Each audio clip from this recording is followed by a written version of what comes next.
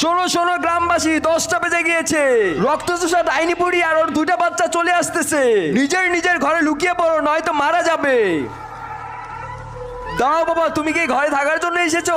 হ্যাঁ বাবা, আজকে থেকে আমি এই ঘরে থাকবো, আর রাত্রের ভিতরে আমার বউ বাচ্চাও চলে আসবে। রাত 10টার পরে কখনোই এই দরজা খুলবে না, নয়তো রক্তচোষা ডাইনি বুড়ি আর ওর 2 বাচ্চা এসে তোমাদেরকে নিয়ে চলে যাবে। আরে মনে হয় বুড়োটা পাগল হয়ে গেছে, কি সব উল্টা পাল্টা বলে। বাবা আজকে তো অনেক কষ্ট হলো। আরে এখন আবার কে ডাকছে? রাতে 10টার সময় কখনই দরজা খুলবে না। আরে না না, উনি তো মানা করলো রাত্রি 10টার পরে দরজা না খুলতে। হ্যাঁ তাড়াতাড়ি দরজাগুলো, আমাদের মেরে ফেলবে ওরা। আরে এটা তো আমার বউ বাচ্চার আওয়াজ। তাড়াতাড়ি দরজাগুলো। হ্যাঁ আরে এখানে তো কেউই নেই। আরে আসো, তুমি ঠিক আছো?